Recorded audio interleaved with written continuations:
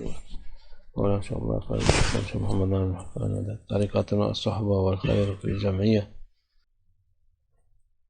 مسلمان اخلاق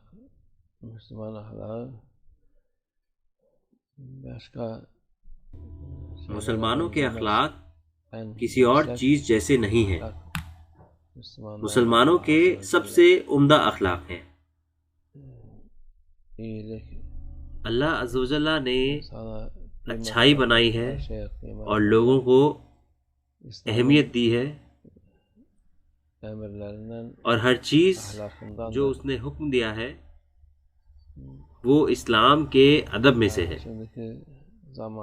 آج کل کوئی انسانیت نہیں ہے، کوئی مردانگی یا کوئی انصاف نہیں ہے۔ آج کل کے وقت کے کچھ لوگ انہوں نے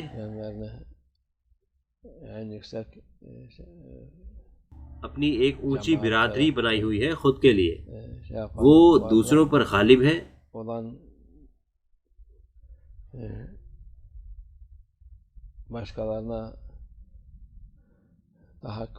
اور اپنا مفاد پورا کرنے کے لیے کوشش کرتے ہیں۔ بہت سارے لوگ ہیں جو ابھی اپنے ہوش میں نہیں ہیں۔ ان لوگوں کا اسلام سے کوئی لینا دینا نہیں ہے۔ جو یہ کرتے ہیں وہ ایسا ہے جیسے کہ کافر اور ظالم کرتے ہیں۔ ان کا ایک مقصد ہے اور اس مقصد تک پہنچنے کے لیے ان کے لیے ہر چیز حلال ہے۔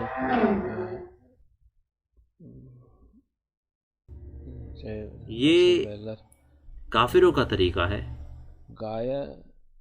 اور ان لوگوں کا جو کافر جیسے ہیں، وہ کہتے ہیں کہ وہ مسلمان ہیں اور لوگوں کو دھوکہ دیتے ہیں یہ دکھاتے ہوئے کہ وہ اسلام کی خدمت کر رہے ہیں۔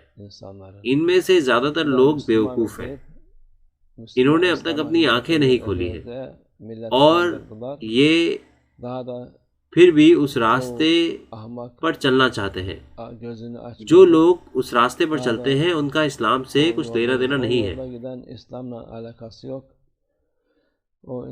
یہ لوگ خود پر اور دوسروں پر ظلم کر رہے ہیں۔ اسلام میں ایسا کچھ ہے ہی نہیں۔ ہر چیز حلال نہیں ہو جاتی آپ کے مقصد کے لیے۔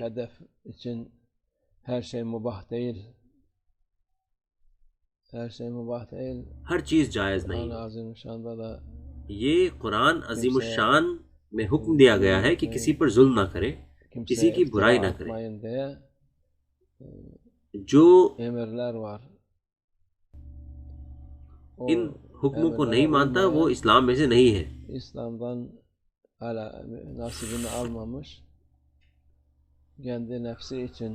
وہ اپنی نفس کا ایک اوزار بن گیا ہے اسلام کی بربادی کے لیے۔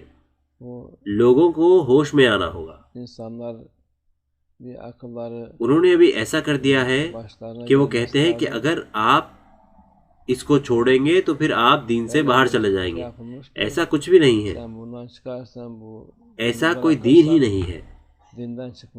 جو آپ کہتے ہیں اس کا اسلام سے یا کسی دین سے کوئی لینا دینا نہیں ہے۔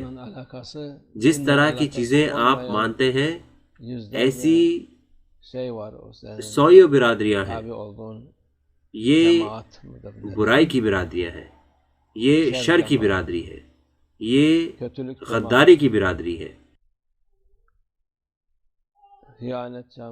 یہ وہ برادری ہے جس کو اللہ ناپسند کرتا ہے، اللہ جس پر لعنت بھیجتا ہے، رسول اللہ صلی اللہ علیہ وسلم جس پر لعنت بھیجتے ہیں، اور فرشتے جس پر لعنت بھیجتے ہیں۔ اس لیے ہمیں اسلام کو سمجھنا ہوگا۔ وہ کہا کرتے تھے کہ یہ مسلمان ہیں اور یہ دوسروں کو درس دیتے ہیں۔ وہ دکھاوا کرتے تھے لوگوں کو اچھائی دکھانے کا۔ یہ کسی اور چیز کے لیے نہیں بلکہ صرف ان کے فائدے کے لیے تھا، اور ان کے فائدے کے لیے بھی نہیں بلکہ ان کے فائدے کے لیے جو بالکل اوپر بیٹھے ہیں، ان کے فائدے کے لیے بھی نہیں لیکن ان لوگوں کے فائدے کے لیے جو کہ اللہ ہی جانتا ہے کہ کس جہنم میں اور اندھیرے میں ہے۔ اس لیے ہمارے حکمرانوں کو ان لوگوں کی بات سننی چاہیے جن پر ظلم ہوا ہے. انہیں ہر چیز میں چھان بین کرنی چاہیے جو وہ سنتے ہیں. انہیں ڈھونڈنا ہے جو لوگ بدنام کرتے ہیں. وہ کھلے عام گھوم رہے ہیں دوسروں کو بدنام کرتے ہوئے. یہ دونوں ظلم بھی ہے اور لوگوں کے لیے نقصان بھی ہے. جب کوئی انسان کسی کو بدنام کرتا ہے تو آپ کو اسے بتانا چاہیے کہ ادھر آؤ، تمہیں یہ چیز کہاں سے ملی، تم کون ہو اور کس چیز کو مانتے ہو،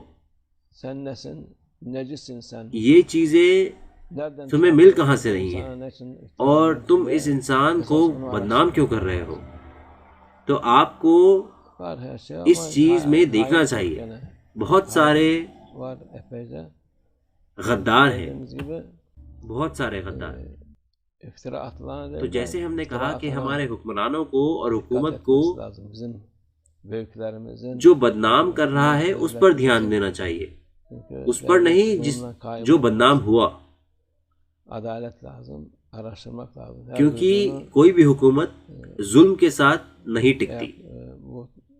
انصاف لازم ہونا چاہیے اور انہیں اس کی چھان بین کرنی چاہیے. یہ غلط ہے کہ آپ ہر چیز قبول کر لیں جو بھی آپ سنیں اللہ کے حکم کی طرح اور پھر آپ ظلم کریں. ان کا مقصد اور ان کی چاہت ظلم ہے، اور جیسے کہ انہیں پتا ہے کہ حکومتیں ظلم کے ساتھ نہیں ٹھہرتی تو وہ اس کو بدنام کرتے ہیں اور اس کو بدنام کرتے ہیں اور اس دنیا میں فتنہ پھیلانا چاہتے ہیں. اللہ ظالموں کے ساتھ نہیں ہے. اللہ کا انصاف لوگوں تک جلدی یا دیر سے پہنچ ہی جائے گا اور ظالموں کو سزا ملے گی. اللہ ہماری حفاظت فرمائے کہ ہم کسی پر ظلم یا کسی کو بدنام نہ کریں. اللہ ہم سب کو محفوظ رکھے.